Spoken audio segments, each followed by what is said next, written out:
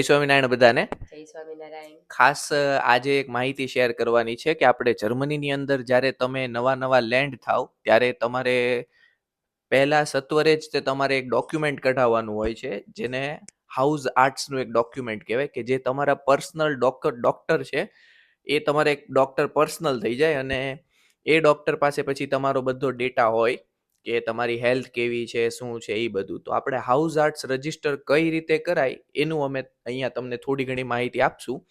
કાજલ હજી નવી આવી છે, અને મેં પણ મારા હાઉસ આર્ટ્સને છેલ્લા 10 મહિના થઈ ગયા પણ રજિસ્ટર નહોતું કર્યું, એ મારી ભૂલ છે.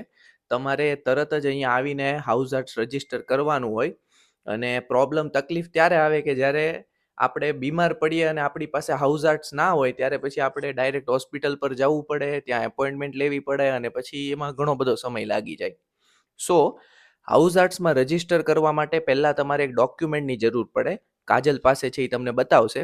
આ ડોક્યુમેન્ટ અમે એક ડિસ્ક્રિપ્શનની અંદર પણ એડ કરશું. જનરલી આની અંદર બધી ઇન્ફોર્મેશન આપણે ફિલ કરવાની હોય, અને આ ડોક્યુમેન્ટ કશે તમને ઓનલાઈન નહીં મળે. આપણે જે પણ ડૉક્ટર આપણા નજીકમાં હોય એરિયાની અંદર, ત્યાં આપણે જવાનું, ત્યાંથી એમને રિક્વેસ્ટ કરવાની કે આપણને આ હાઉસ આર્ટ્સ રજિસ્ટર કરવા છે, તો અમને રિક્વાયર્ડ ડોક્યુમેન્ટ જે છે અમને આપો. તો તમને એક ફોર્મ આપશે.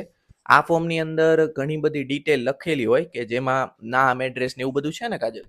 Yes, birth date, telephone number, ફેરઝી એટલે આપણું ઇન્સ્યોરન્સ, પછી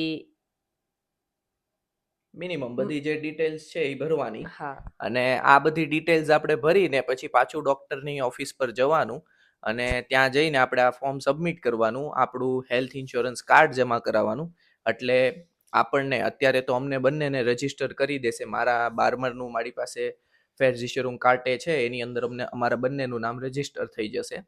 તો આવી રીતે હાઉસ આર્ટ્સ તમારે કરી રાખવાનું. અને હાઉસ આર્ટ્સ કરવું કમ્પલસરી છે. જ્યારે પણ બીમાર પડો તમે તરત જ ત્યાં ડૉક્ટર પાસે જઈ શકો છો, અને એમનું કન્સલ્ટેશન લઈને ડાયરેક્ટ મેડિસિન તમને આપી શકે છે. અને આ બધી વસ્તુ તમારા ઇન્સ્યોરન્સમાં કવર થાય છે. એટલે ખાસ વહેલી તકે જેવા તમે અહીંયા આવો, જર્મનીની અંદર લેન્ડ થાવ, આ વસ્તુ કરવાની ભૂલતા નહીં. મારી ભૂલ થઈ છે એટલે હવે હું શીખવાડું છું કે આવું કરતા નહીં. ઓકે, કાજલ જો આવી છે તો ફટાફટ અમે પહેલાં એ કરી નાખીએ છીએ. હવે કાલે અમે જશું આ ડોક્યુમેન્ટ લઈને જમા કરાવવા, એટલે કાલથી અમારા પર્સનલ હાઉસ ડોક્ટર રજિસ્ટર થઈ જશે. ડન? ડન. ઓકે, ચાલો તો હવે નેક્સ્ટ વિડીયોમાં આપણે મળશું. અને ખાસ એક વસ્તુ કહેવાની કે અમે જે પણ આ વિડીયો બધા બનાવશું, વ્લોગિંગ કરશું, હા ઘણું બધું કોમેડી વ્લોગિંગ કરશું, ઘણી બધી કપલ વ્લોગ્સ હશે, બટ અમે ટ્રાય કરશું કે અમારા દ્વારા સારી એવી ઇન્ફોર્મેટિવ વિડીયોઝ તમને શેર થાય, જેથી કરીને જે પણ લોકો ત્યાંથી આવે છે, જે પણ સ્ટુડન્ટ બધા આવે છે, એમને બધાને બેનિફિટ થાય. અને ખાસ તમારે કંઈ ક્વેશ્ચન હોય spouse visa related, student visa related, કોઈ પણ, તો મારી ઇન્સ્ટાગ્રામ ચેનલ છે એને તમે ફોલો કરી શકો છો.